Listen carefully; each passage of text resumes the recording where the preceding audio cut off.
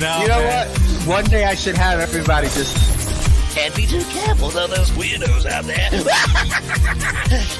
There's no Warner Brothers on the side. Oh, gotta ask yourself, do I feel lucky? Marvel Legends Gauntlet, the Nano Gauntlet. oh wow. Oh, wow, that's cool. That is-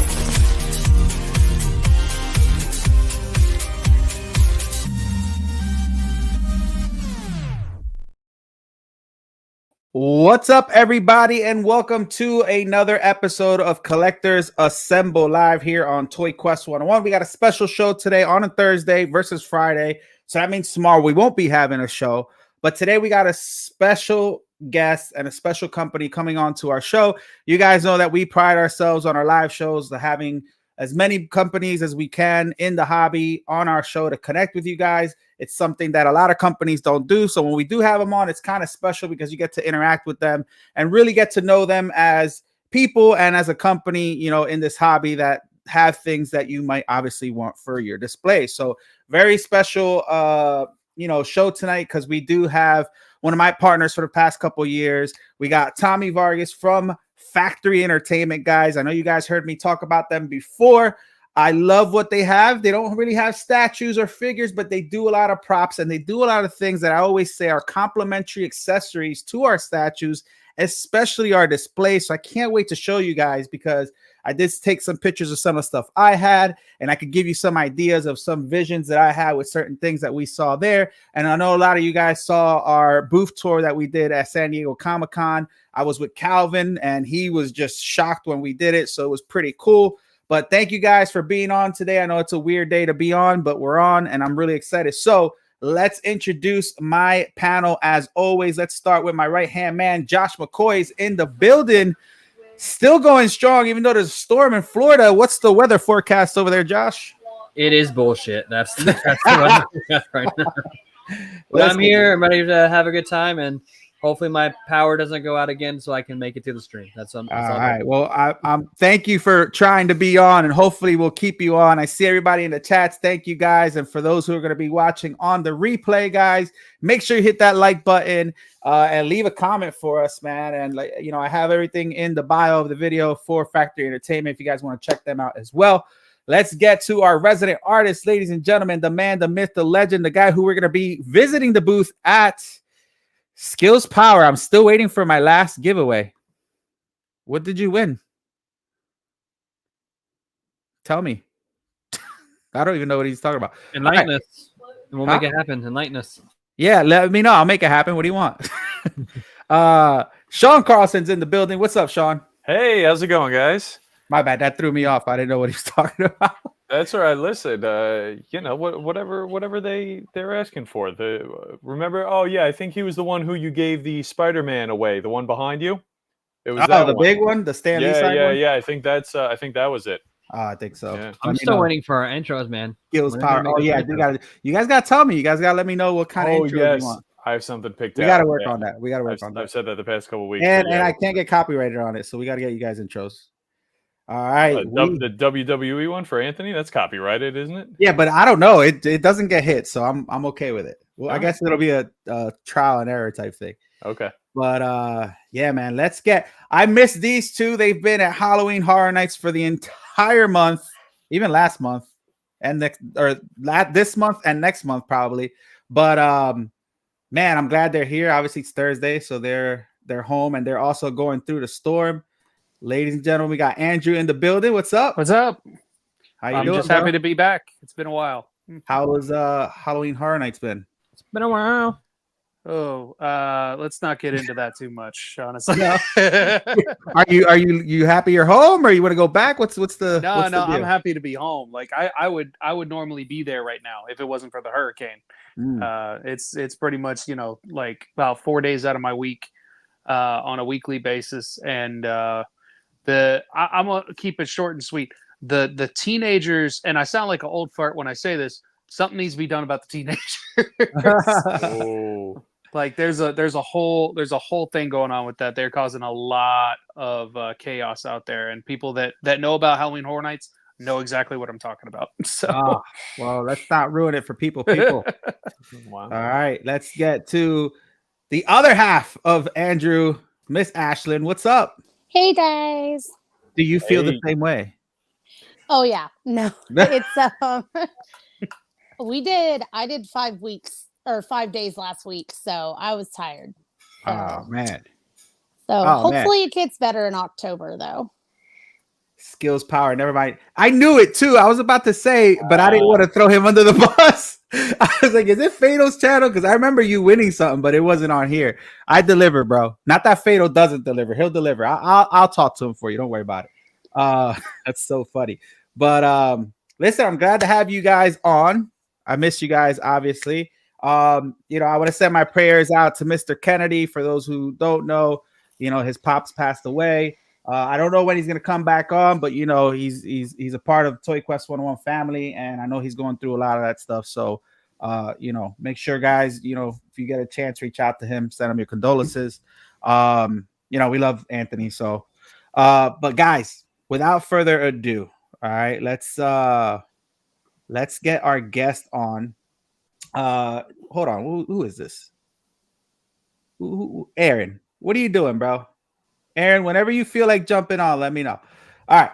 But like I said before, guys, Factory Entertainment, Figurecraft, I need you to watch this show, man, because you have some amazing displays, and I feel like this company is right up your alley. So, but listen, guys, Factory Entertainment has been partnered up with us for the past several years. We've done some really cool things with them, like this sword from the Thundercats, which I'll show later. Love this thing. But guys, without further ado, let's get Mr. Tommy Vargas on the show. Welcome, my friend. How are you? Hey, everybody. Doing great. I am mainly here for Stained Karaoke. Hey. It's been a while. No, I'm just kidding. Let's go. I want to see his. Look at this. I love in the shirt. What do we got on the shirt? The shirt is what? So it's Roosevelt's. It's a Halloween shirt of Mickey, or not Mickey, but as you can see, all sorts of Disney. You got Donald Duck over here and that type of thing. Cool. So and in the back, for Ashlyn. Yeah. I see it. I already saw it. I was like, that I cool? love it. That is really neat. I love it.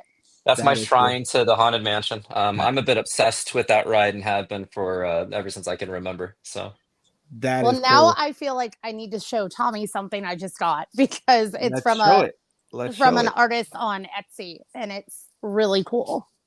All right, let's see what she goes, grabs it. But yeah, they have a bunch of stuff as well. But we love Disney stuff here too. Yeah, she's got our entire library is like Gothic themed, so there's tons of Haunted Mansion stuff. Oh, that's fantastic. What do we got? Oh, look at that. That's awesome. Cool. That's really, really cool. Love that. Yeah, so she's got like all the different like tarot cards. Are they raised against the... Yeah, they are. So they're raised. Yeah, that's cool. Wow. Bro, that's awesome. If the next time I go to your house and look up and that thing's floating in the air, I swear. This is by the same lady that does the window pieces that Andrew has for Star Wars. Oh, you saw, Miguel? Yes, same person. That's really cool. That's really cool. And then you also have you mind showing the other wall? Oh, where'd he go? We lost. Sorry. Yeah, sure. Give me a second. I have my camera on my laptop, so give me 1 second here. I just have to unplug some things. Give me 1 second. So there's that. So yeah, here is some just like classic attraction posters. Oh, nice. And then I also had that commission. That's the Disneyland California Adventure one, which is pretty cool. So yeah, and then I got a bunch of other stuff too. I have popcorn buckets hanging from my ceiling, which my wife did. It's fantastic. But yeah, all sorts of fun goodies. We are like Disney parks people for life. We go probably once a month, sometimes twice a month, down to Southern California to go to Disneyland. I'm actually located in Northern California. And then we have our second Disney World trip planned for my son's 5th birthday this April. So we're really, really excited to be there, but a bit obsessed. Listen, that's cool. I wish I could do that, but I'm in Jersey, and the closest thing to Disney here is Atlantic City, and it's not that nice. You guys got that Six Flags park, don't you? With what's that ride called? King Dakar or something like that? The one that goes straight up. The only cool thing there is the safari, probably, but It's got some of the best roller coasters on the planet. Nitro. I don't get on roller coasters. Did we not learn this? Did we not learn this? I threw a fit on the Harry Potter ride. Yeah, I threw a fit when they threw me on the Harry Potter ride. No, and he cried on the Mummy. The Mummy. I did not cry on the Mummy. You were cussing me out the entire time. No, he was both those rides are amazing, dude. I'm sorry you didn't enjoy that. No, I loved it. The Harry Potter, the Hagrid's motorcycle thing. Oh my god, it's the best thing ever. And the Mummy, especially when it goes backwards and stuff, man. No. I was like, you guys told me it wasn't a roller coaster. Why are we going backwards? Yeah, it was funny. Yeah. The whole line we were in for the Mummy. He's like, "This is a roller coaster." We're like, "It's not a roller coaster." We're lying to him the whole time. And we're like, "It's not a roller coaster." And then he sees the little video, like the safety video before you get on. He's like, "That's a freaking roller coaster." Yeah, we can totally relate to that. I had to do that to my son who just got tall enough to ride the Guardians ride, which is based on the Hollywood Tower Terror, or not based on. It's that's what they did the update to. Right. Yeah. So I'm like, it's not a drop ride. Don't worry about it. It's not a drop ride. I mean, you technically didn't lie. It's not a drop ride. I did. This is why I got trust issues. It's an up and down ride. It goes up now. That's funny. Is that the technical difference? Because I think of it as a drop ride. There's a big drop. It drops you at some point, but it technically goes up this time instead of dropping you now. So it bounces basically. Oh, okay. We got Calvin on. Tommy, I don't know if you remember, he was with us at San Diego Comic-Con. Yeah. Good seeing you, man. How you doing? I'm doing well. How about you? Glad you're on. Listen, so let's get right to business. So I'm going to open up the show with unboxing something real quick. So let me see if I don't mess this up. I'm going to mess this up. Hey, you did it right. That's only because it always goes to me, though. I'm always messing this up. All right. True. So I always talk about how Factory Entertainment, for me, is such a great company because of the things and the props that they make that could go ahead and you could accessorize with your figure displays, whether it's 6 scale or statues like these.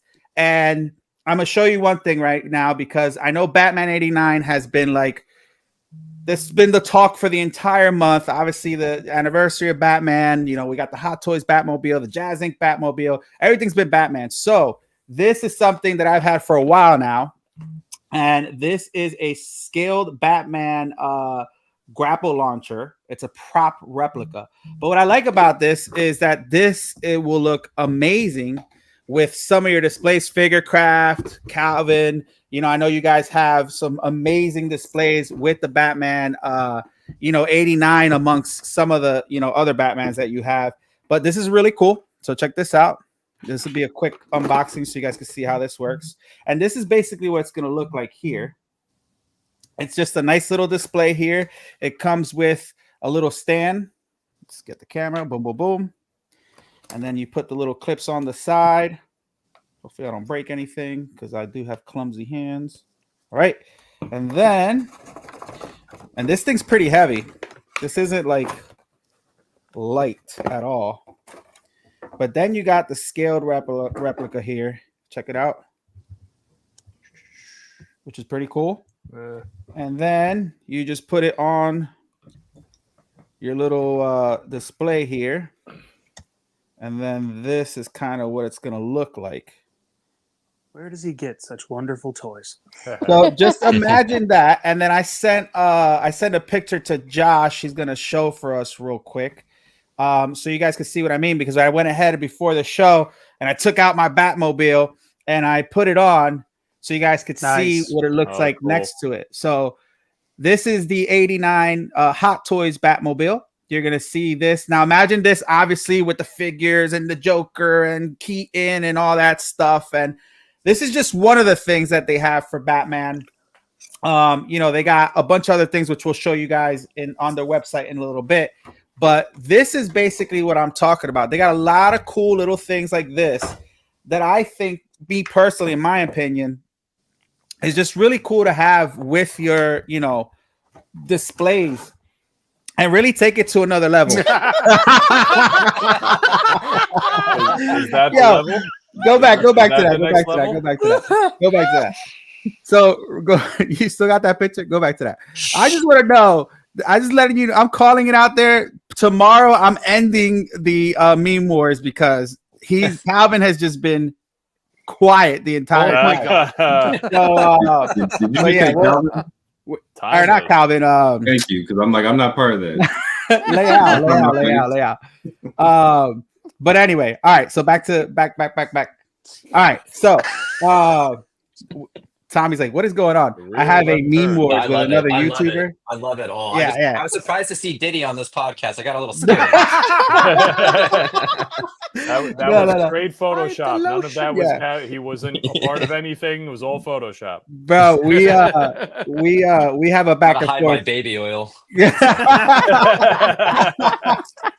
Yeah, we have a meme war with me, a friendly meme war. We just like Photoshop each other. It's really fun, and then our friends and followers, they get in on it too. It's amazing, and some of them get hit with crossfire. But anyway, all right. So back to this. This is what we got now. Before we start getting into the other things, like the website and stuff, I kind of want to give Tommy the time to kind of introduce himself and what Factory Entertainment is for those who might not know what Factory Entertainment is. So Tommy, why don't you tell us a little bit about yourself and Factory Entertainment? Yeah, so my name is Tommy Vargas, as you can see on the screen there, and I've been with Factory Entertainment since the company started back in 2011. We're a pretty small company. There's only about 8 of us, I want to say, in total. And you have 2 creatives, one of myself being one of them, and another person, and then we have the owner of the company, or the president, the CEO of the company, and the sales and so on and so forth. But basically, what we do is we make officially licensed collectibles across a myriad of brands that you are well aware of. Things like Back to the Future, Batman, which you just had there a moment ago, Lord of the Rings, among many, many, many others. And we do all sorts of fun collectibles. So what you had on display there a moment ago was our scaled prop replica grapple launcher, which is a part of an entire line called scaled prop replicas. And what we're trying to do with that line is we're trying to make items that are of a size that can pretty much be displayed anywhere. So if you want to take it to your office, if you want to put it in your living room, your entertainment center, you don't have a lot of room, you can get a bunch of these and they'll fit. And what's great about these as well is even though they're smaller in scale, we don't sacrifice quality. So that right there, and the majority of them are made completely out of metal, and so they have a nice heft to them, and they also come with display stands. But we do all sorts of different items. What we're really known for, and where we started the company in terms of categories, we're developing full-size prop replicas. So like a James Bond golden gun that actually can be assembled from each one of its component pieces. So like the pen, the cigarette case, the lighter, and so on. That's cool. That's kind of what put us on the map way back when. But we do all sorts of different items too, including bottle openers. And now I saw that amazing Batmobile, which I am jealous of because I just haven't purchased it, a little bit out of my budget. But as a consolation, we literally just announced to our wholesale customers, and it will be going on our direct or our public website very soon. This is one of our newest entries. Is a bottle opener. So it's a Batmobile bottle opener that's made completely out of metal. There you go. You can see all the fine details. Not as impressive as Hot Toys, but you know what? This one opens beer. So eat your heart out, Jazz Inc. Eat your heart out, Jazz Inc. I'm gonna send that to Yost. I need that. That is off the hook. Yeah, and we actually have some more coming out that we haven't announced quite yet. Spoiler alert: we're coming out with a DeLorean. We're coming out with possibly a Knight Rider car or a kit car, and then also probably a Thunder Tank from Thundercat. So we have all sorts of different stuff, including, like I said, barware, kitchenware. One of my personal favorites that we've ever done for kitchenware and barware was the Masters of the Universe ceramic cookie jar in beer stein. So it's a Castle Grayskull items, and that was a Big Bad Toy Store exclusive that we did with them. And that's pretty much what I'm very fortunate. I get to make all sorts of cool and fun shit all day. So that's what I do. Dude, that's really cool. Now, speaking of that, I got these at San Diego. I just wanted to show these real quick too, since we're talking about bottle openers. Yes. So I have the Star Trek one. Mm-hmm. Look at that. Really cool. The cricket phaser. Yeah, the tagline that we put on that was "Set phasers to fun." Sorry, we're also very cheesy. So I like it. And then my favorite right here, Peacemaker. Oh Lord, which is pretty cool. So this is just cool stuff, man. Like this is really like if you're a nerd like me and you just want to have random stuff around, that people will be like, oh, you need a bottle opener? I got you, bro. You know what I mean? But it's really cool. That's some of the fun stuff that they have. And we're about to pull up the site here. Josh, were you able to pull it up? My guy? All right, let's see. And then I want you. Why can't I show this? Okay, so go down to scroll down a little bit, and then hit shop by brand. All right, let's look at the Batman stuff since we were on that. So click on Batman on the bottom left. I'm looking at my mouse. All right, check this out. So somebody in the I forgot who it was. I think it was Figurecraft. Let's open up that Batman 89 Batarang real quick, so you guys could see. So this is sort of like, a matter of fact, Tommy, take this away. I'll let you. I'm over here talking. Go ahead. No, talk it's all to us about good. these things. Yeah, so we actually have now an assortment of different batarangs that are a part of our scaled prop replica line. And so what's great about these, again, is if you're short on space, you can display these anywhere. And each one of them are made out of metal, and they come with a display stand. So as you saw above, we got all sorts of different ones, from 66 to Batman Returns to the 89 Batman, all the way up to the Batman with Twilight Guy. So that's all there. I love it. Wait, Bat. This one's Yes. cool. Now this is a little different, right? So that's a 1-to-1 actual size prop replica. You'll notice a couple different things. One, it's the size. And second, it comes with a full-on display case, and the price point. Now, the reason why, obviously, that you're paying a bit more of a premium is because of the size and the materials that it's made out of, and also including the ability to display it. So that's made completely out of metal, and it's a static piece, and it's based on the bat glyph. And there's an interesting story about this one as well. If I can just dive into that, I'll try to be as quick as possible. Dive into it. So anytime we're creating a prop replica, we try to obtain as many assets as possible wherever they may exist from the licensor or the studio, in this case, Warner Brothers. Films that are in development, they'll have a lot of running changes. So we started developing this Batarang, but the studio technically were saying, guys, it's not a Batarang, it's called a bat glyph. I'm like, I don't care. Well, I'm going to call it a Batarang because it looks like a Batarang to me. And if you don't have a Batarang in the Batman film, what are you guys doing? So it was a lot of argument back and forth. And so finally, and then I was told by our handler at the time over at Warner Brothers that it's not in the film that much. It's not even that important. Don't worry about it. Well, I'm like, look, it's not going to get more iconic than this. We're going to do it. So we did it.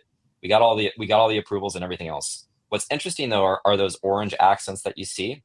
Yeah. Those were not on any of the reference that we received at all. And bear in mind, the movie wasn't out. Nobody knew anything. I get a call about 2 weeks away from being completely done with production and mass manufacturing this piece. And they're like, hey, so there's some orange accents that we need you to fill in, basically, to make it authentic. And we need to go back on our approvals.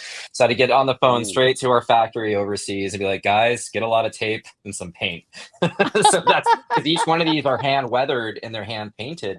And that's what we did. They had to hustle to get it done. And thankfully they did. And it turned out to be a great piece. But it's just interesting, the kind of curveballs that happen. You never know what kind of change will happen midstream or mid-production with a movie that's coming out. So that's it was a lot of fun doing that piece, though. I really enjoy that one. That is really cool. I remember, because what you said is correct. It wasn't in the movie a ton. However, it got a lot of attention, and I was wondering if if anyone, over at DC told you, or Warner Brothers told you about this. I think in the end, it was proven just a rumor that was started online. People thought that chest plate was made out of the gun that was used to kill his parents. That actually, I had heard that, and yeah. I can't remember whether or not that's canon, but I do believe that there was a basis in that.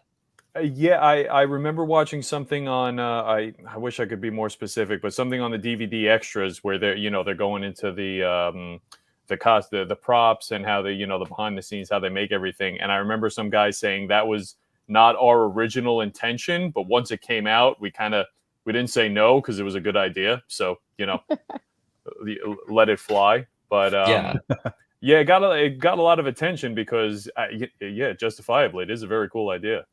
That is interesting. Yeah, absolutely. And so this is our grapple launcher. What's cool about this one, it actually has movable parts. So the wheel that holds the cable or the rope actually spins. And you can toggle that orange piece back and forth as well. But what we try to do is we try to make pieces that look like they should complement each other. So this one will sit nicely side by side with, you'll have to forgive my ugly hand.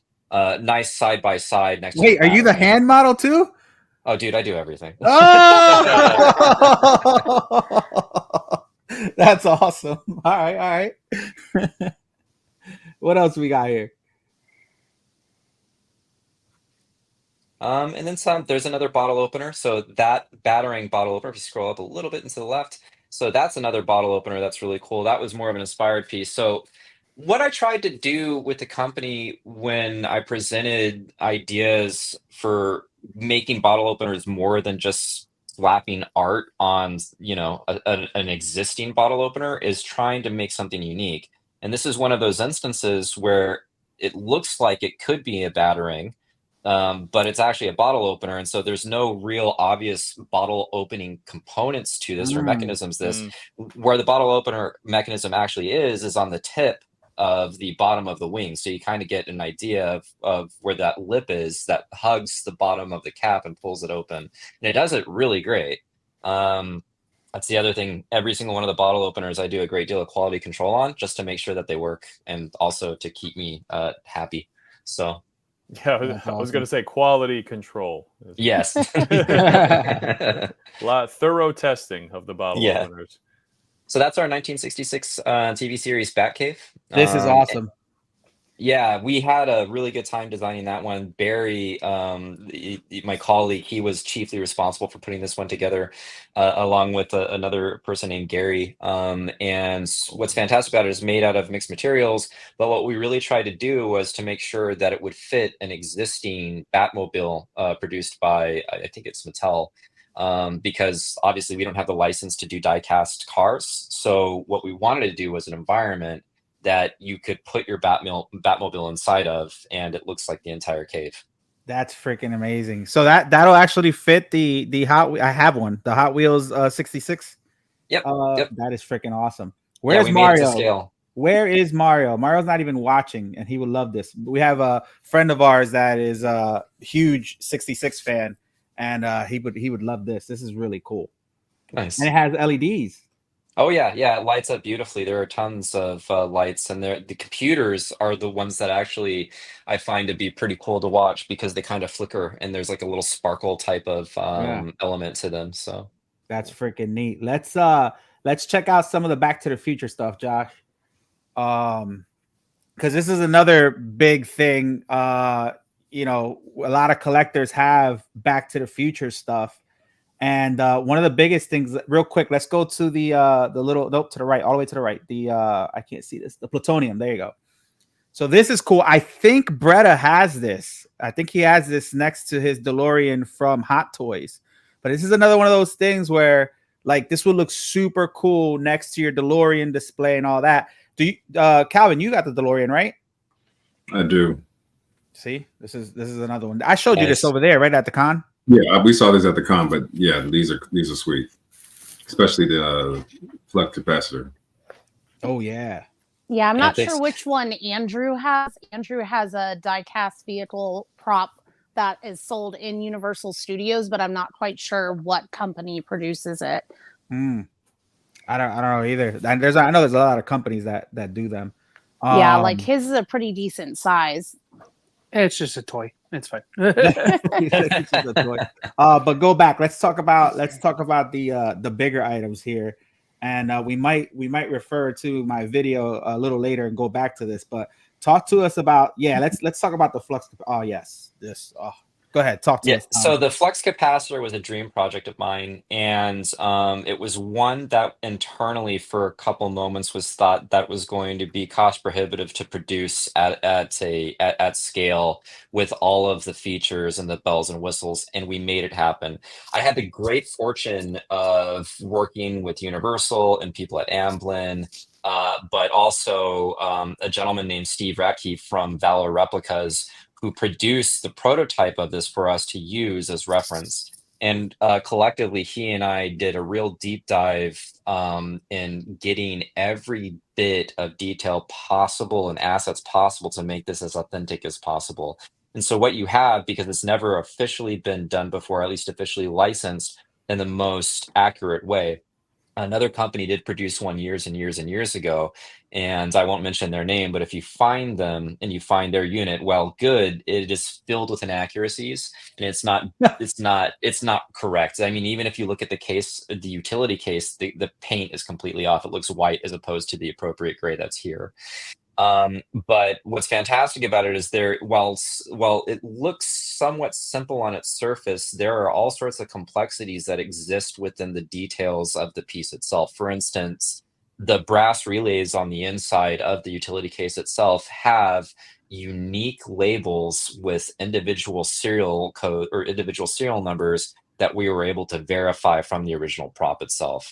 And it's things like that that we pride ourselves on in terms of details, and in order to make sure that we are serving our customers the thing that they're looking for, which is the most accurate thing possible.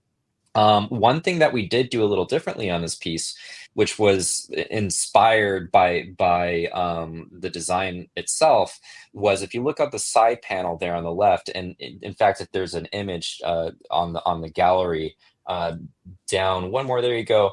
That's not a part of the actual prop itself and hasn't been seen. We decided to do that internally to make it feel as though it was in universe. So what you have is the on and off switch, the time dispersal setting. So basically what that does is that's your 88 mile an hour mode, where the flux capacitor starts going crazy and starts blinking different lights. And then you also have a volume knob, because if you want to display it without having to hear the constant buzz and humming sound of the flux capacitor itself, you can turn it down. So again, that's something that it was a pinch me moment. I feel if there was a check the box thing that I wish I could have produced, this was one of, I would say, 5 that I got to do. And what's great about it as well is we also have a Christopher Lloyd signature edition, which is just phenomenal. We were so happy and pleased that we were able to partner with him and get a limited, super limited edition of 300 pieces where he signed the plaque. And I actually got to meet him back in August for the first time, and he's a great guy. Awesome. I got a great photo of him with one of our Klingon blasters that we're going to come out with. Yeah. And he's aiming it right at my head. So it was just amazing. So this is it right here. Calvin got to see this in person with me. Calvin, what were your thoughts when you saw this? Oh, gotta get on mute. He's speaking, but he's on mute. I don't know if he knows. There you go. No, this is sweet. I think this is a lot nicer than I think I got one from Amazon for like $50 because I was just gonna put it in the case behind the car. And I was like, damn, they got the real one in here, but I'm not spending $1,500 for it. I got too many Batmobiles to worry about. I hear you. I hear you. So this one's big enough that you could actually put it in a real car. Right. Mm-hmm. Now I have to put a disclaimer on there. While we technically do not condone or support putting it in your car, you totally can. There's people with DeLoreans who have. So real quick, while this video is going, because we're probably, you could put the volume up on this because I don't know if you could hear it, but on the next one. So yeah, it's pretty awesome. Like I said, so that is available on our website. That is amazing. I'm so excited for this. Let me show you the other item that we're coming out with very soon. This is a very early prototype. This is our time circuits prop replica. It is something that we are in the very early stages of development. So we are not necessarily clear on how we're going to produce it and what the price point is going to be. But we are going to come out with it. What's great about it is it features all the lights, and it also features sounds from the time circuits that were featured in the DeLorean. So for instance, if I wanted to plug in a date. This is sick. Try one more time. And now your destination time is set. Oh, that's awesome, neat, man. So talk to us a little bit about expected to talk to us a little bit about that one. Yeah, so we're still a little early on in terms of developments with that piece. I'm actually in the process. So what we do when we develop items is I have to put together what's called a product book, and so that goes into every single one of the components that make up something like a time circuits or a prop replica. So, for instance, things like the pattern that's on the background of where each one of those LED screens are, or the actual color of what each one of the LED screens are, the type of font that you have to use for each one of the labels that are on top. And we go really deep into the weeds, and that takes a little bit of time. It also takes some collaboration and some insight and some guidance from the studio as well. So we're putting that all together. And we anticipate that we will actually be releasing that at least for pre-order, hopefully a physical release. And if I don't do it, my boss will kill me for 2025 for the anniversary. So Nice. that's what we're aiming for, and I'm really hoping we'll get there. Fingers crossed. There's always challenges with anything that you develop, and it's not like a simple category. I mean, much like statues, prop replicas have this element to where it is not cookie cutter. No two items are the same. Every single one of them is unique and different, and every single one of them have their own unique series of challenges and set of challenges. And what we really try to do is we really try to make sure that it's going to be a premium product that we as fans first would purchase ourselves, and we try to also make it at a price that is justifiable and as affordable as possible. If we can, we will.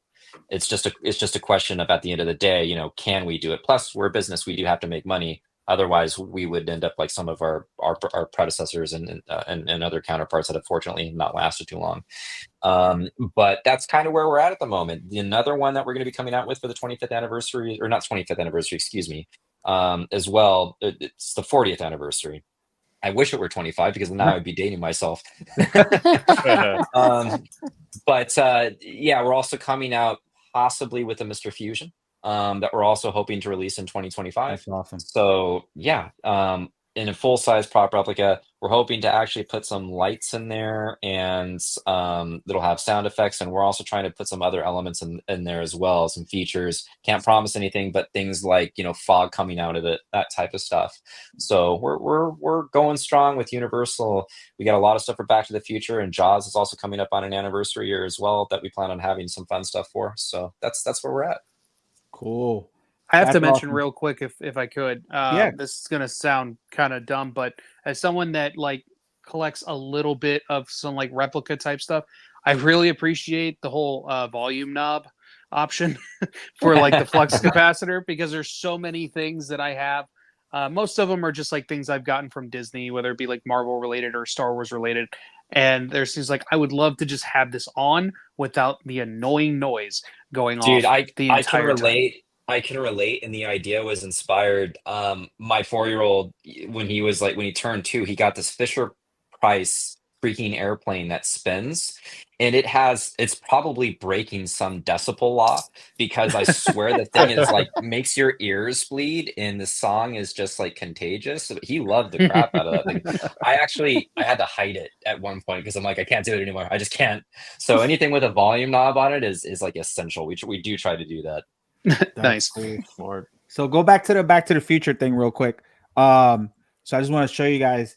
So on the top two, right, those are scaled replicas, just like the grappling hook. So these are also a good thing to have with your Back to the Future displays, because they're really nice to kind of partner up with the figures and stuff.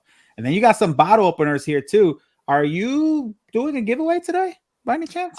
I am. So I got 2. We're going to do a giveaway set, and I don't know the mechanic of it. I think that you'll talk to that. But so we have a hoverboard bottle opener right here. Oh, hold on. Sure. Let me put you on. So here's a hoverboard bottle opener. And what's cool about this when I designed it is I tried to make the aspects of what the actual hoverboard looked like with these pods here. I try to incorporate, things from the actual prop. So they fit right where the discs would for the hoverboard, the floating components of it. So there's the bottle opener component itself, and there's a magnet to stick it in a fridge. So here's one of the ones we're giving away. And the second one we're giving away is a Pitbull bottle opener. Which is kind of the same design. So there you go. So we're gonna go ahead and do a duck race. So I'm gonna start collecting names while we talk about this. So real quick, guys, if you guys want to enter in the contest, I need you guys to put hashtag BTTF to enter in the giveaway, and you got to be in the chats when we do the duck race, guys. So make sure you do that. Do it once so that way I can get the names going. And of course, everybody on the panel is allowed to enter as well. And we'll do 2 of them. We'll do 2 duck races. Is that how you want to do it? Or you want to put them together or do them separate? Whatever's easier for you, Tommy. Up to you. Let's spread the wealth. Yeah, let's do it separate, so that way 2 people have a chance. Cool. All right, guys. So we'll do this a couple times during the show. But guys, make sure in the comments you put it down. I'll put everybody in the chats as well. So that is for that giveaway. Where's my banners? All right. So let's go back to the main menu and let's check out some of the Thundercat stuff.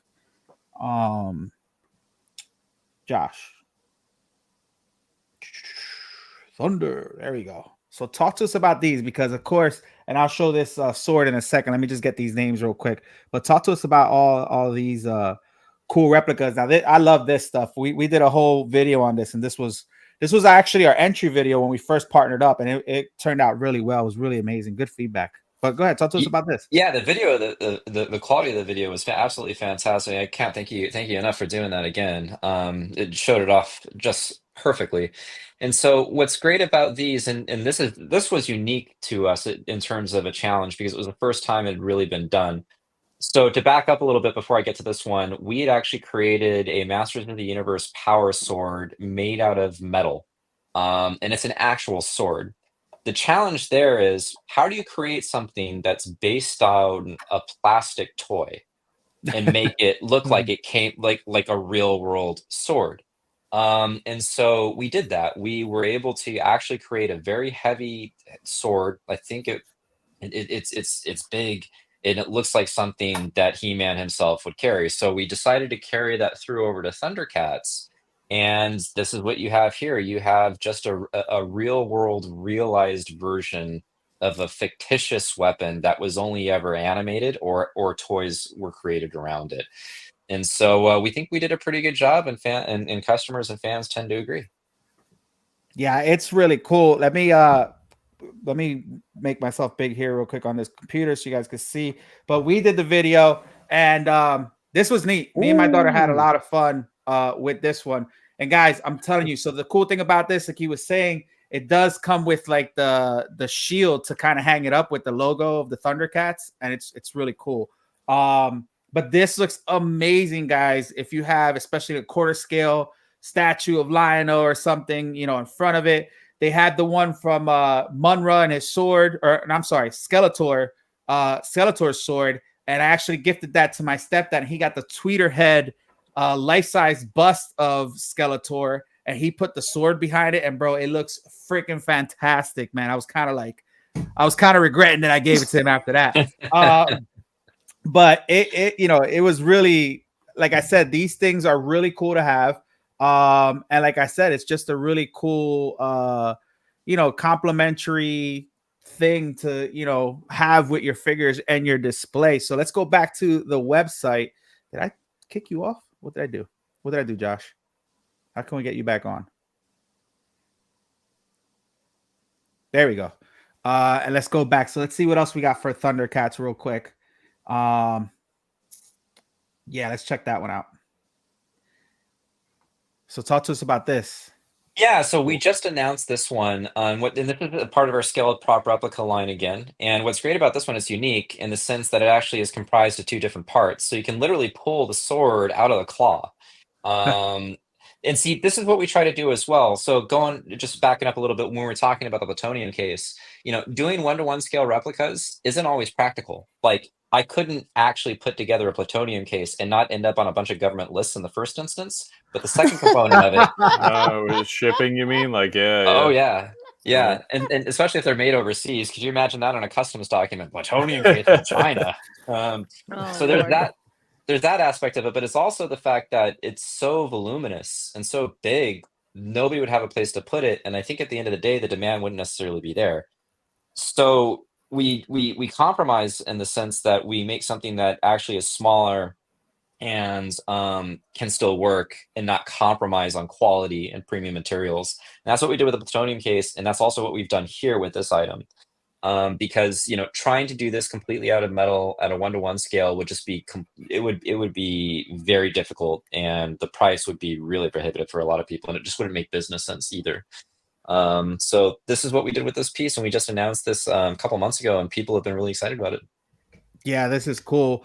Especially for those Thundercat fans. I love the smaller prop replicas. Like I said, I think they look cool, man, especially with the display. 6-scale figures, especially. Let's go back to, let's check out the Munra's let's check out the helmet. Yeah, so the Moonra helmet was something that Barry, my colleague, he took the lead on and developed, and it's really just a fantastic piece. You're not supposed to wear it, but if you browse the internet and do Google image search, you'll see all sorts of pictures of him wearing it all over the place. We don't condone it, but you can, but it's meant for display purposes only. What's great is you see each one of those individual ribbons that are hanging out the side. There's actual wire running through them, so you can pose it like in different ways. And make it look like it actually came from the cartoon. So it's a really cool piece. We don't do too many helmets, and we really want to do some more. So this is kind of one of those things where it's like, okay, let's see how this one works, and it's been working pretty good. That's really cool. You guys have, I believe I saw some Lord of the Rings stuff on your site, correct? Oh, let's check it out. Go ahead, Josh. Find us the Lord of the Rings stuff. I was just going to say, when you mention helmets, there's a wealth of examples in that world. I believe under brands. Yeah, if you scroll on brands, there will be a drop down. These are just selected brands with each one of the logos, but then you get the whole kind of, as you can see, we got a ton of. Yeah, I was going to say, look at all of this. Wow. Yeah, I don't get any sleep. So right now we have a limited selection of Lord of the Rings items. As you can see, that's the scaled prop replica Sting, and like I said, we really try to incorporate as much detail as possible. And for its size, and I think that's 4 or 5 inches long, to incorporate the etching on the blade, and then if you look, we really, really try to get as intricate as possible, and we succeed more often than not. Yeah, that one looks great. This is cool. Let's see. Let's go back. See what else I wanted to kind of show here. Is there anything you want to kind of touch on, Tommy? Probably 2 things. Yeah, let's do it. Yeah, just because they're fun to talk about. So everybody's a fan of the Goonies, right? Oh, yeah. So one of my other check the box type of products that I had the great fortune of producing as a lead anyways, was the Goonies Copper Bones or Skeleton Key prop replica. And so what's interesting about this piece, and I'm going to try to just tell a real quick story about it, is there have been ones on the market before, but they've been based on very rudimentary assets, meaning things like screen grabs that people would take from the film, because nobody up until that point, outside of actors and people that were on the actual production back in 1985, or a little bit before that because it was filming, had seen it in person. There's been rumors about how it's supposed to be designed and so on and so forth. And so a couple people did really, really fantastic jobs on developing those pieces. However, there was never an officially licensed release of that item made out of metal. So that's where I came in. I got in contact with the people over at Warner Brothers and Amblin, and I started doing what inevitably became kind of like a treasure hunt to find and locate the actual prop or a version of the prop. And so long story short, I was told by the people over at Warner Brothers, okay, check this out. The prop itself is actually on display over in a museum in Astoria where the Goonies took place. So I called up the museum and I said, hey guys, I was pointing in the direction from the people at Warner Brothers. I understand that you have the prop on display. She's like, no, we commissioned that piece. I said, oh, really? They said, yeah, it's a replica that we had commissioned. The reason why was because the commissioned replica that they had an engraving on the back. So I actually have the prop here, or the replica here. Oh, crap. And so this is the one I produced. And so what's great about it is, you see, there's no engraving on the back. And I know that because I finally was able to get access to the actual prop itself. And so what ended up happening, this is why it's really cool. I talked to my representative over at Warner Brothers and another representative over at Amblin, and I asked them, I said, okay, that's not the actual prop. And they were all surprised because they thought it was. And I said, is there anybody you can put me in contact with, maybe somebody from the production who can help me out? They said, give me a couple days and we'll find out. A couple days turned into, and this is typical with studios, a couple days turned into a couple weeks, a couple weeks turned to a couple months, and then finally I get this message through their internal system that said, here are access to the assets. And there was a note written, and it was turns of the prop itself. It was, I can't mention the name, I've been sworn to secrecy. It's a very, very, very prominent filmmaker who had it on display at either his home office or his office, and he took it off the wall and was able, and took the prop out and was able to do turns for me. And there was a little handwritten note in there. And so what you have now is the most accurate prop replica copper bones that's ever been released, and there are intricate details that nobody had seen before. It's awesome. So for instance, like the teeth here, the teeth, people thought it was a certain way. No, it's not. It's actually this way here. There's let me try to see if I can move this out of the way. There's like little other areas too, like little pieces of engraving that hadn't been seen. So we got really deep into the weeds, but the fact that I technically got, through the system, a message for one of my heroes to verify the actual prop and to do it correctly for the first time since the actual prop itself existed was a gratifying experience. Dude, that's cool as hell, man. Like, who could say they could do that? They could do that. That is freaking neat. I consider myself really lucky for sure. Yeah, yeah, that's really cool. And the sequel's coming out soon, supposedly. Supposedly. I've heard that that's been shot down. Has it really? I don't want to burst anybody's bubble, but like at the same time, like I don't want people to get like a false sense of hope. There are no official plans. I'm kind of like mixed. It's one of those things where it hasn't been tarnished by like, a type of a regurgitation or, a needless sequel just to kind of print money. But anything can be done right. I mean, I maybe one day they'll do it, but at the moment I saw all the online rumors. I'm like, I don't feel like this is right because we would know something. So dude, that's pretty cool though, man, for you to be able to do all that just to, make sure you got the correct like way to do it. I think that's awesome, dude. Like, who gets to do that?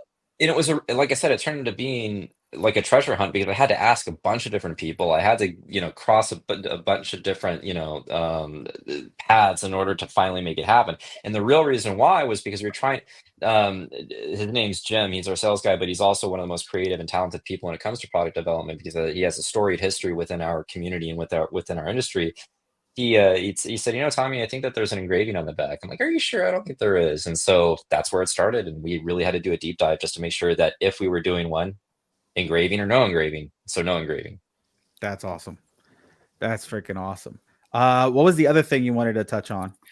So we have a release coming out on October 1st for Star Trek. And that's one of the things that I haven't really talked about on this, on this. But we have a Strange New Worlds phaser that we're coming out with, and it's going to be released on October 1st.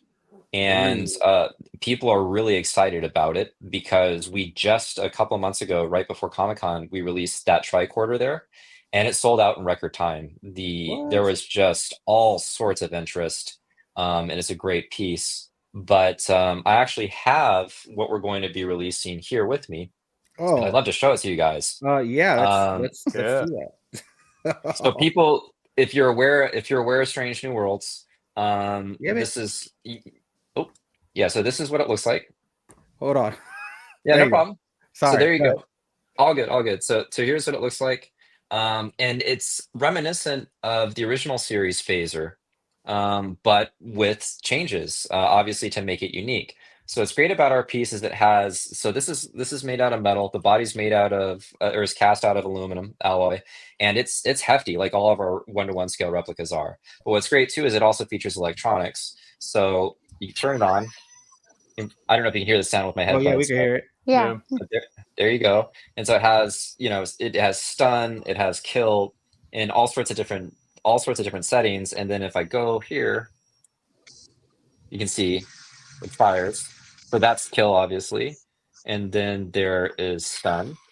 And what's also great about it is it has this is called a phaser type 1. You can actually remove it, and it becomes its own type of a weapon that also lights up and also fires. So this will be going on sale of pre-order for October 1st on our website factoryant.com. And we have a very, very special announcement that we'll be making that morning. It'll go on sale at 9 a.m. Pacific, and we'll also have another announcement at that time that I, unfortunately, as much as I would love to talk about it here right now, I can't. I am literally sworn to secrecy. And it's all good. If I said anything about it, I would be probably fired and killed. So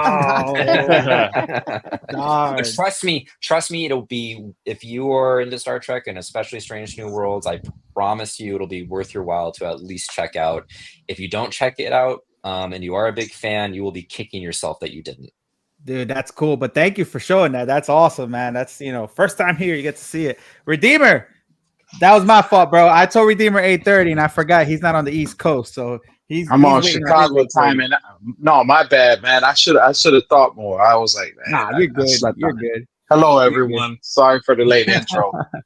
Nah, you're good.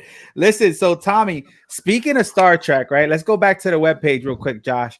Like, how big you think you have more Star Trek fans than any other genre as far as like a company's concerned? Like, I'm not a Star Trek guy. I think when I was young, I saw Next Generation, Don't Kill Me, and it had Worf, whatever his name is. He was my favorite one. That's it. That's all I know. That's about the extent I know of and the Reading Rainbow guy, right? Isn't he the one with the LeVar Burton? LeVar Burton. Yeah. I'll take my word for it. But hey, at least I nailed it, right? So what do you guys like sell a lot of this stuff? Is that you think you have a lot more customers in this type of fandom? That's an interesting and that's an excellent question. So we actually have our customer base, and I won't dive into the analytics of it because nobody likes talking about that. But our customer base is really diverse in terms of fanfare. What you do tend to find are people who are into one thing that they're really, really passionate about. And that's typically comprised of two specific titles, Star Trek and the other one with funny looking lightsabers. I'm just kidding. I'm a huge Star Wars fan. That's actually how I got into this industry. I'm a huge Star Wars fan. So anyways, but I'm also a huge Star Trek fan. So I kind of I travel both paths. That said, long answer to your question. I'm sorry. Star Trek is one of those fandoms that people are incredibly passionate about, and that is they have a huge fan community. And it is also one that you need to earn the trust of the fans in order to be brought into the tent, so to speak. We've prided ourselves on doing that for quite some time. It was an uphill battle because there's not a lot of trust in the community. And the thing about this is, if you come off as even a little bit of fake or like you don't know what you're talking about in terms of the series, they'll smell it and they'll just dismiss you completely. I'm happy to say that Star Trek customers or Star Trek fans are probably our biggest community at the moment and our most passionate and a community that we are incredibly grateful for and to have been wholly embraced by. We've worked with some incredible people as well who have been a part of the production of multiple series and multiple just in legends in filmmaking that we feel incredibly blessed to have worked with to produce some of these props and to also, honestly, to help us earn the trust of the community as well. Again, I want to stress it. We are fans first. So the fact that we're talking to a lot of these people, we geek out like crazy with them. And luckily nobody's told us to go away or shut up or we smell bad. So it's been fantastic to work with these people. So yeah, it's been an honor to be a Star Trek licensee, but B, to have the support of an incredibly large community. Figure craft. So I'm gonna go ahead and technically Luke did. I mean, hey, so for all you Star Trek fans out there, don't cancel me, bro. I'm young. I didn't grow up with Star Trek. I appreciate it though, and we're gonna talk. Listen, there's a reason why I asked. First off, I thought this was cool. Talk to us a little bit about this, and then I'm gonna go ahead into the big one that I really was. That's what I wanted to touch on, but I'll let you go ahead. Yeah. Go talk to us about this one first, Tommy, and then we'll get to. So this is, as you were saying, reading Rainbow's visor. It's how he read the books. I did. It's Geordie LaForge's visor, and it's cast out of metal, and it's great. It's this is one of those really iconic props. The second you see it, you automatically know it's Star Trek. Everybody remembers that character from Star Trek. He was such a great character, and it was so iconic that what he wore on his head there. And so we decided to make a replica of it, and we just released it for pre-order a couple months ago, and we plan to ship it hopefully by the end of the year, fingers crossed, if not early next year. Cool. This is cool. Let's get into what Calvin and I want to show while Josh is looking for the video. So when we did the booth tour, man, and listen, when I hold on, I'm sending names to Josh for the contest, so I just got Ed in it. But guys, Redeemer too. So when you're at Comic-Con, guys, right? Your mind is all over the place. Like there's all kinds of things just grabbing your attention. It's hard to concentrate, and it's hard sometimes to really get a wow moment because just everything is just like, there. But when you walk by Factory Entertainment's booth, that wow factor immediately hits you because of what we're going to talk about next. And Calvin was a witness because he was helping me as a cameraman that day for this. Did you find it, Josh? These are the coolest things that I've probably seen in collecting, period. Look at that guy. Look at that guy. Why did you freeze me there? Anyway, it's coming soon. But Tommy, talk to us about what we're gonna see next, which is the first thing in this video. You don't have to. It'll get there. There we go, right here. Talk to us about these things. Yeah, these are. We announced these last year, and this is a part of our FE Masterworks line. And so what that line consists of are artisan studio scale models that are handmade here in the United States by industry veterans. And so these are the people that were putting together the actual ships that you saw on the production during the show. So during different series, depending on the ship. Yeah. And so it's a really lost art when you think about it, because they used to actually build these ships to film, but now everything's been done in CGI. So what our goal here is to do is to realize physically what the ships, how they used to shoot these things in the models that they used to film on. And so that's what you see here. You see handmade bespoke pieces that are made to order, by the way. And they feature lights, they feature sounds, and they're just truly stunning. When you see them in person, A, the size is the thing that hits me first because they're massive. But B, the just unbelievable amount of work that goes into them. Just as a quick example, the pattern that you see on the exterior of each one of these ships it's called Aztecing, and it's a painstaking process that takes a real artist to understand how to do. So just to drop the person's name and who we are currently working most with. His name is John Eblin, and he is a legend in the industry and a renowned model maker. And anything that you see here from each one of these ships was made by him.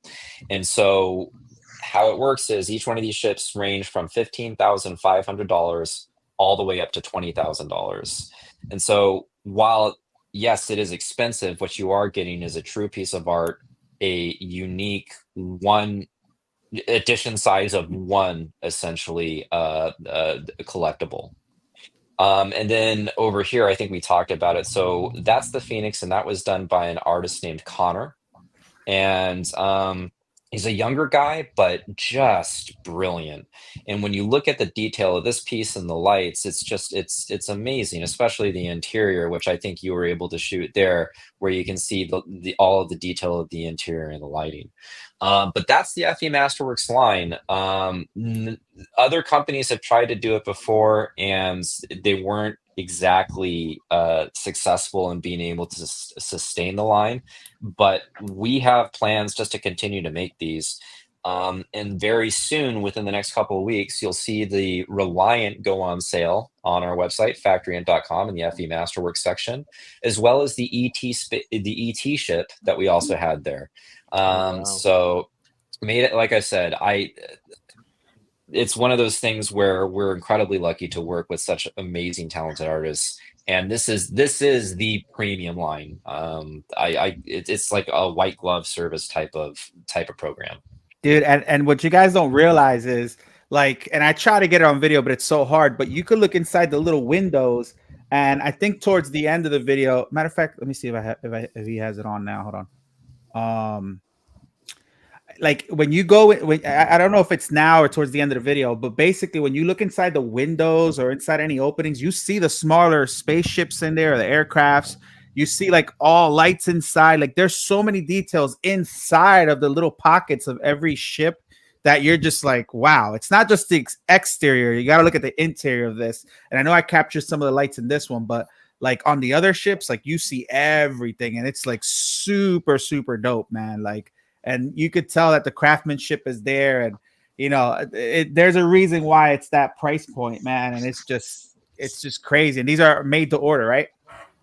That's right, made to order. And like you mentioned, the amount of detail and the amount of effort and time that is spent to capture that detail is just it's stunning. And we actually have, for some of our ships, a wait list right now because it takes time to put these things together. So for instance, if you know, when the Reliant goes up, you may have to wait a couple months before it's completely done. But what's great is we have a wonderful person named Brittany who handles all of the commissions for each one of these ships, who interfaces directly with anybody purchasing these. And she is there to answer any questions. She provides options and details of the ship, and she has just a breadth of experience and knowledge and expertise in these ships just as much as the model makers do as well, because she is one. So if anybody is interested in more information about these, feel free to go to our website, factoryant.com, and reach out. We're happy to answer questions.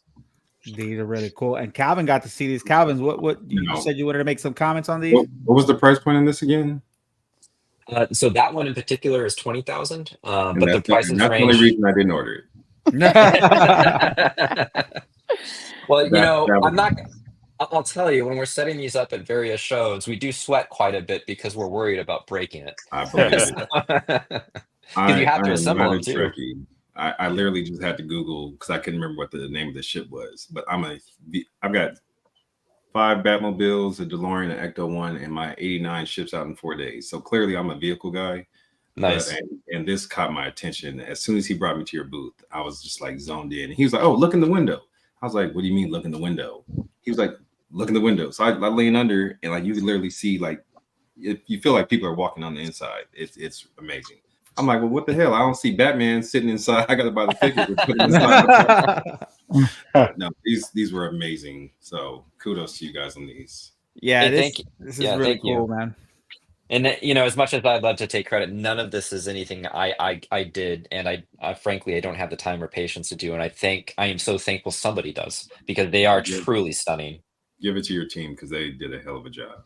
Like I said, I'm more Star Wars, and I'm still learning about new stuff about Star Wars every day. I'm constantly asking my guys questions about stuff that I don't know about Star Wars, but I know very basic stuff when it comes to the Trek side of the world.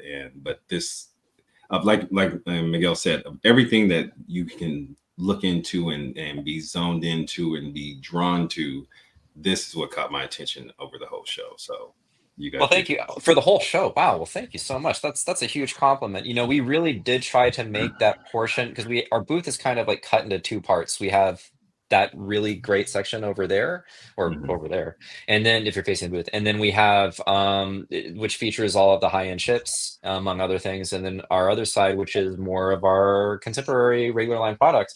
And so what we really try to do is make it feel like you were walking into a museum. I take it back. I got into Hall H for the Marvel exhibit. So second, yours was second. that one wins for obvious reasons, and the fact that they have like a limitless budget. Yeah. So you guys were clearly number 2 on the floor. Yeah. Oh, thank you, man. Thank you so much. We really appreciate that, and a lot of hard work goes into that too. A lot of internal discussions, sometimes arguments about how to best present it. But at the end, it's important because we all care, and what's great is people appreciate it. It looks great. You want to know something funny? Oh, go ahead, Sean. Go ahead. No, I was just curious. I got to ask, considering the level of legwork and research that you said you put into, just that one Goonies prop, especially for a fan base like Star Trek, where they're so, detail oriented, they know the shows inside and out. What level of research has got to be put in? I mean, all those ships, all the detail in each one of those ships. The last thing you want is someone to come up and be like, actually, there's 3 lights on this one panel. You have 2. What level of research do you have to put in order to put products like this together? It's got to be tremendous. An intense amount, and that's why we're so thankful. So for 2 things, in our company, we have what we call rivet counters. And those are the people who literally know how many rivets are on something, or how many lights, or the temperature of the light that's on something. Now, it's not to say that they're always right. They have the impression that they are right, and they are adamant that they are right. And this is like less than 1% of our audience.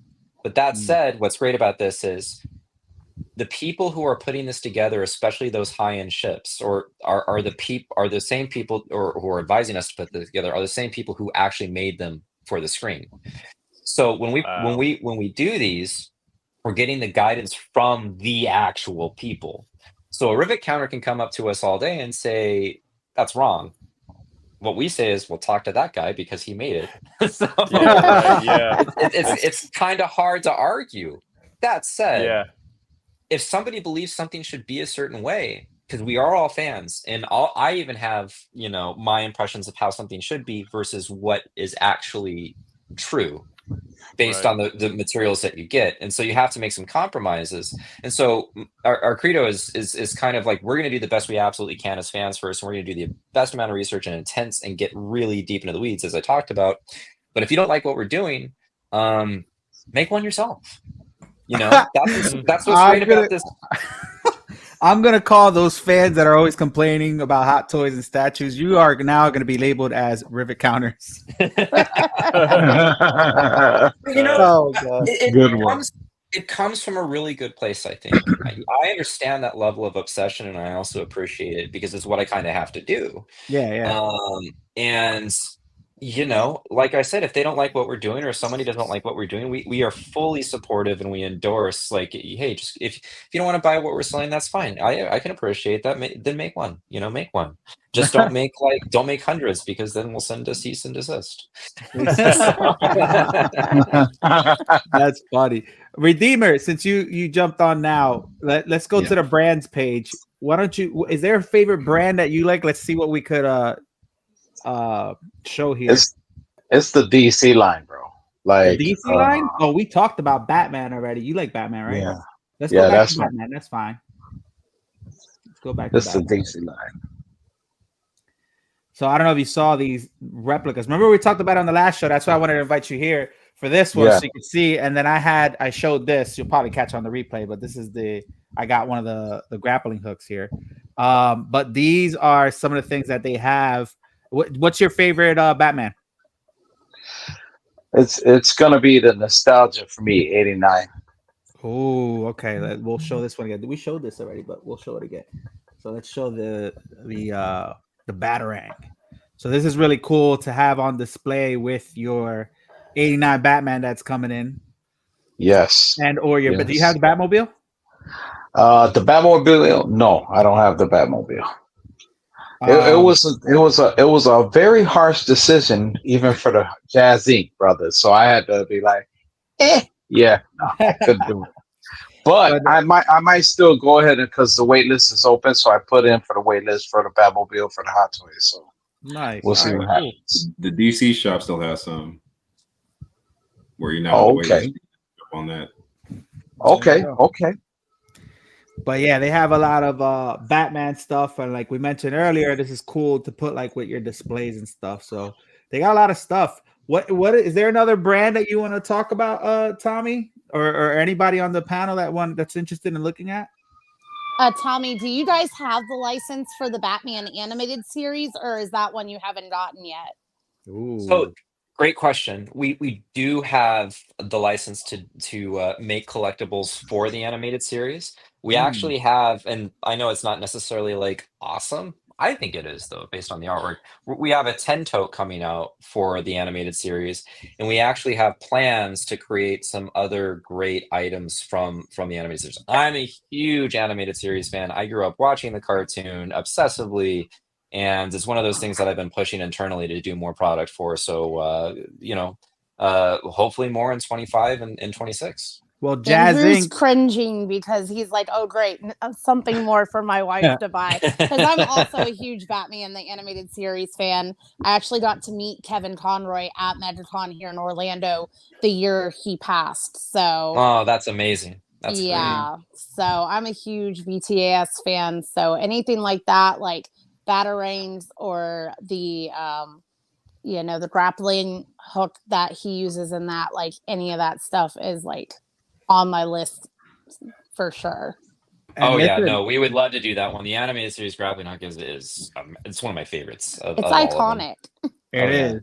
And just so you're aware, just in case you want to tell the uppers, but Jazz Inc. is new pre-order is going to be the Batmobile from the animated series. So you're going to get a lot of fans getting that. Wow. And again, both blue and the black. He's doing blue and black. Nice. So nice. That's another reason why you guys should just do it. But let's get to this duck race, guys. Let's give away these bottle openers real quick. So guys, if you haven't already in the chats, make sure you go ahead and you hashtag BTTF to enter in the giveaway, guys. We already got the list of the people who already did it, but if you're joining us now, it's a good time to do it if you haven't already, so we can get your duck ready for this race. Tommy's like, what is he talking about? You will see right now. I'm intrigued. I'm like, yeah, it sounds fun. I like to do things a little different here. So we don't have wheels. We have ducks, and we put them to race. No ducks get harmed in this duck race, but it does get pretty intense. And another thing that these ducks do, you want to do 30 seconds or a minute? Let's do a minute. Let's keep it interesting. Another thing that these ducks have to do in this race is that they all dress up. So once we share the screen, we'll show you there. I know there's got to be a bat duck, hopefully. If not, we'll shuffle them. We'll see what happens. But again, guys, anybody who hasn't entered the contest, hashtag BTTF. And you want to show what you're giving away real quick, Tommy? Hold on. Let me. Yeah, sure. Let me get them right so here we go. We got these two bottle openers here. Oh, wrong one. Sorry. Back to the Future. I forget it's mirrored. I always use the wrong hand. But there you go. All right. Let's go. All right, let's go back to the duck race. How do I do that? It's you know why? Because I have Josh. I'm the worst. I'll have Josh do it, right? And then I'll go ahead and start clicking stuff and mess it up. All right. So here's the duck race. So let's see who we got. Do we got a bat duck in there? I don't see there's a Superman duck. I see a Superman. Oh no, there's a bat duck. Isn't it? No bat duck. All right, are we good with these ducks, or do we want to shuffle them? I think we're good. Go for it. Yeah, like all right, guys. Let's hit start and let's get racing. So the ducks are racing now. Everybody is in there. Redeemer's a panda duck. All right. What is that all about? That's what your duck decided to dress up as. You better root for him. He's kind of, slowing down there. Who we got? Figure craft. It's never the duck that breaks first. It's always someone who comes out, from the back, end, last minute. Yeah. Oh man, here we go. 25 seconds. This is the best and cutest thing I've seen all week. Dude, this gets cutthroat, man. People love these. This is hilarious. Oh, figure craft. Figure craft. Figure craft. Oh, he's pulling away. I don't know. He's pulling away. Oh, figure craft. Oh, no. Oh, shit. Uh-oh. Superman. The super duck. Oh, let's go.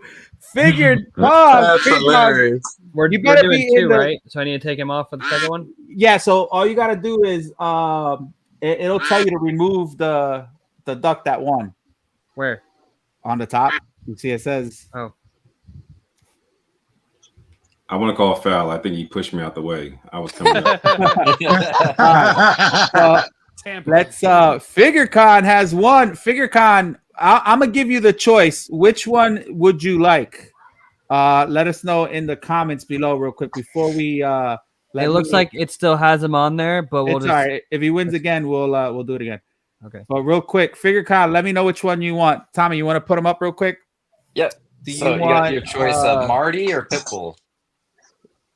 Let us know, FigureCon. That is so dope. Let us know like right now before we keep going, or I'm gonna choose for you.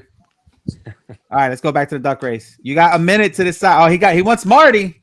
All right, this is for the next one. I want to see if y'all can guess the nicknames between. I gave some panel members nicknames. So I saw mine. Do me a favor, shuffle that. Shuffle it again. Let's see if we get a bad duck in there. Nope, shuffle it again. One more time. Come on, bat duck. Oh, wait. Oh, I like this one. This got a bunch of different ducks. All right, let's start the race. Let's go. All right, for this. Oh, there is a bat duck. Who's the bat duck? Oh, nice. It's FigureCon. FigureCon got Superman and Batman, dude. You got to have some sort of. I'm just a standard duck. And I'm in the front. That's a loss. Okay. Yeah, dude, Figure Kong, if your mom's name isn't Martha, I quit.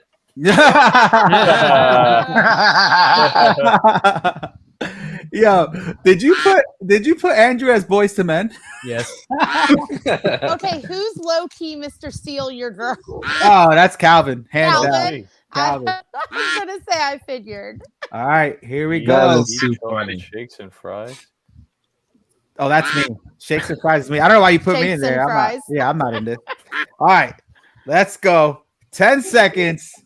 Let's go. Let's see who the winner is of our dark horse one. from behind. FigureCon said there's a mother-in-law count. Oh no, I can't win. Why am I? No. We gotta do it again. Take me out. Press X. I can't win this. Take me out. All right, do it again. Race again. Quick. There you go. What do you mean quick? It's a set amount of time. All right, here we go. Let's go. That's the first time I ever win something, guys. All right. Are you serious? Yeah, and I'm not winning. Yeah, I'm not as lucky as some people are. But all right, let's go. Redeemer. Who's Redeemer's that, Zorro? duck is Robin Hood Men in Tights. Or Zorro, one of the two. I don't know what he is. All right. It's something like that. We got Aaron pulling up. Aaron and Ed are neck and neck. Wow. 20 seconds to go. Justin McFly. Justin McFly. Is that one of those He's British pulling away. Justin. No, he's a strawberry. That's it. Craig. Yeah. Craig. Yeah. Let's over. go, Craig. Craig, are you in the chat? Craig, you better be in the chats. If not, I was robbed again. That's the second time I came in second place. hold on. X Craig out just in case. Craig, are you in the chats, Craig? Gotta be in the chats. Let's see if he shows up. Craig. Yes, he's on. Let's go. All right, He's cool. there. He's there. Let's go. Thank you so much, guys. I appreciate you. All right, Craig and FigureCon, hit me up with your information, please, so I could pass it on to Mr. Tommy.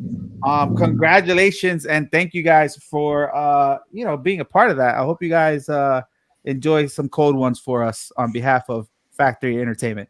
That was really cool. What'd you think, Tommy? Did you ever see a duck race like that ever before in your life? No, I'm dreaming of it. I think I need to turn it into like some Vegas stuff, like put some odds on some ducks. You will lose so much money with that game. Is it a thing? Is it a thing? Oh no, I'm just saying, because they kept saying it's always just some rando in the back that at the last second just like that. Yeah, it's crazy. That's the cool thing about the duck race. You never really know, but it's always somebody in the back. I want to show Redeemer this real quick. What's up? Josh, can you show the Batman picture I sent you real quick so you can see the I put the little grappling hook next to my Batmobile so you can see it. That one? Oh, okay. Yeah. It's like it's the only pictures I sent you. I had to go back to Facebook, sorry. Hold on, I got it here. I'll send it to you again. It's funny because I wanted to order both of them, the grapnel and the grapnel and the Batarang. Oh, the Batarang. So here it is next to the Batmobile.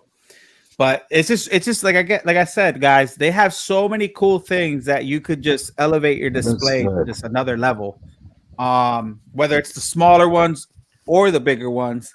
And I think between Batman and Back to the Future, which is very popular IPs, these are the best for real. And the thing about it, they're metal too, right? They're metal. Yeah, this is really like. Let me see. I don't know if you can hear this, but yeah, this is. I definitely heard that. Oh yeah. Yeah, I could knock somebody out with this if I wanted to. At first, I heard that first noise and I was like, "Is he banging it against the wall? Like, what is happening?" No, it's the table. The table. Well, was good like, thing I "Don't paid all of damage our it." quality people because. Let me test this out. Your vision. I'm using a Mac and I got a mic. I'll hit you up later and let you know which one it is. This is cheap. This is some random mic. Question from Justin. Will Factory Entertainment ever do 1/6 scale vehicle movie cars by any chance? Not in the immediate future. That's not in our license. I wish, but we're quite covered right now with our categories that we're serving. Okay, cool. If I could ask, since you shoot. were doing, I know it was pretty much the Star Trek ships, but any chance of like the Serenity from Firefly? Oh wow! So we get asked that question quite a bit, actually. I'm sure you do. It's rightfully so. So we don't have the license for that, but who knows? I'm crossing my fingers, because we always look at opportunities and licenses that we could potentially sign, and that would be one of them that is right up there based on demand and honestly based on interest within the company. Very cool. I can't afford it, but I'd love to see it. Well, the other thing is too, for a lot of people, when they buy them, I mean, if you have that type of income, you'll have a place to put it. I don't have any place to put stuff like that myself personally. There's no space, even if I had the income, which I don't. So really cool stuff. Anybody else got any questions before we go? No, that was sweet. That was sweet. Yeah, very cool. Dude, Tommy, thank you so much for coming on, man. I really appreciate it. Are you guys gonna be in New York Comic Con? Unfortunately not. The last time we were there, I think, was for New York Comic Con was 2015. I am desperate to go back. Used to go there every year for New York Toy Fair, which was held in the lovely time of February every year in the city. I kid. But no, I miss New York like crazy. I miss the East Coast like crazy. I'd love to go back there and do another show. We're looking at it, but not this year, unfortunately. Is there any other show upcoming, or you guys are just sticking to San Diego? We're sticking to San Diego right now. This past year, we did back-to-back shows literally without any rest at all. I'll have to tell you the story about Vegas, Miguel. It was crazy. Oh, yeah. Let me know. Yeah, a van got stolen. So it got nuts. No. Oh, yeah. We got merchandise stolen and our van got stolen. No. Oh, this It's sounded Vegas. like a fun story at first. I didn't know. Yeah. Now it just sounds like a Vegas story. Yeah. I'm gonna have to look up Facebook Marketplace to see what they got for sale. Yeah, right. Yeah. You'll find it real cheap, I'm sure. But no, just right now, all we're doing really is just San Diego and Star Trek Vegas. That's it. Hopefully more. I love doing shows. It's actually one of the perks of the company. You want to hear something funny? So I'm in San Diego Comic-Con, and I asked for Tommy. Tommy obviously is doing this thing, and I get an older gentleman come up to me. He's like, "Oh, hey, you asked for Tommy?" I was like, "Yeah." I was like, and I introduced myself. I was like, "Yeah, hey, I'm Oh, what happened? McCoy lost power, guys, but he said thank you. It was great meeting you. But basically, yeah, so I'm talking to this gentleman, and he's like, "Oh yeah, how's Tommy?" I was like, "Dude, Tommy's great." And I introduced myself. I'm Toy Quest. I actually review some of your products and stuff. I'm a huge fan. And he started asking me questions. He's like, "Oh, how's Tommy?" I was like, "Dude, Tommy's great, man. He's been freaking awesome, dude. He's one of the best people you have, period." And I didn't think anything of it. I was like, "Ah, whatever." And then I was like, wait a minute. And Tommy comes out. I was like, "Hey, who is that?" He's like, "Oh, that's the owner of the company." I was like, "God damn it." I go and apologize. I'm like, "I'm so sorry that I don't know who you were, but thank you." He's like, "No, I kind of set you up for failure." I was like, "But you said," he's like, "You said all the right things." I was like, good. I'm glad. He's a behind the curtain type of a guy. We try to put him out there more and more. What's funny is, real quick, over in Vegas, Christopher Lloyd was there. That's where I met him.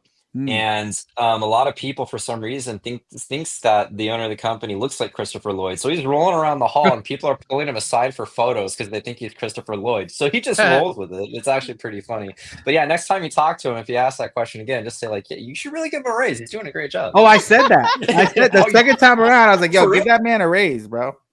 Oh, I'm gonna remind him now. Yo, tell him. I think I told him, give him a raise or give him one of these ships. One of the two should be fine. Dude, I super appreciate you being so nice with him, by the way, and saying such nice things. That's so cool, man. He was cool, and afterwards he came to talk to me after I was done filming. But he was super nice, man. Yeah, he's a good guy. Yeah, but yeah, it was really fun, guys. If you ever at San Diego Comic-Con, check their booth out. Trust me, those ships are nothing in video compared to in person, guys. Definitely check that out. Everything that we talked about is in the link in the bio. If you want to check out Factory Entertainment, they got the Facebook page. Obviously, they got Instagram, and of course, their webpage and stuff. And like I said, guys, I'm telling you, man, these little small prop replicas are great with your display. And I can't wait till I do my Batman 89 display, because I'm going to have a lot of their stuff on there, and it's going to look fantastic. I can't wait. But thank you so much, Tommy. Again, appreciate you, man. And yeah, I'm looking forward to reviewing that flux capacitor, bro. I'm excited. Absolutely. Thanks so much for having me. Thank you so much. This has been a lot of fun. It's been great talking to y'all. And yeah, man. Maybe we'll get you on again in the near future. Maybe for that Back to the Future release. We'll absolutely help you guys promote it. But really quick, Sean, thank you so much for coming on, bro. What do you got going on? New York Comic-Con, right? Thanks for having me, as always. Yeah, New York Comic-Con. It's a little less than a month away, but the preparation for the show has already started. Yeah, looking forward to see everyone who watches the show there. But we just got our booth numbers, booth 2065. Yeah, bunch of new stuff that I'm racing against the clock to get finished by then. But we should be good. At least that's what I keep telling myself. And you're also doing a signing at No Mas Comics, right? Yes, No Mas / Captured Collectibles. They're, they were two that have joined up together, retailer exclusive variants. I just did my first cover with them for Department of Truth. It's either issue 25 or 26. I'm sorry, I can't remember off the top of my head, but yeah, we'll have details about that as we get closer to New York Comic-Con. I'll be out there both doing a signing. Nice.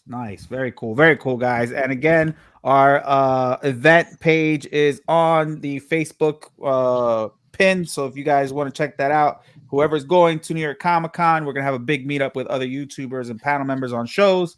And we're going to invade some of my partners' booths and do some giveaways. So make sure you check that out. Andrew, when are we going to see you again? What do you got going on? Not at New York Comic-Con, I can tell you that. Unfortunately, we won't be making it up to that. But we will be at a couple of local cons down here in Central Florida. If anybody is at Spookala or Spooky Empire next month. We'll be there on Sundays. You know, come say hi or whatever. With the channel, we're it's a little slow right now because of the whole Halloween Horror Night season and all that fun stuff, but trying to get back to it. We'll probably be doing video next week talking about the new like Agatha All Along. Want to talk a little bit more like on camera about that new Transformers 1, very underrated in my opinion, and different things like that. So be sure to check out Retroactive POD right here on YouTube. Nice. All right, Ashley, what about you? So it's my season, of course. So luckily we didn't actually decorate yet. Thank God. So I didn't have to tear anything down with the hurricane coming. So, but every year I film my Halloween display. So that is going to be definitely fun to do. I'm doing some new stuff. Already hit up Michael's and spent a lot of money to do a really fun, like haunted.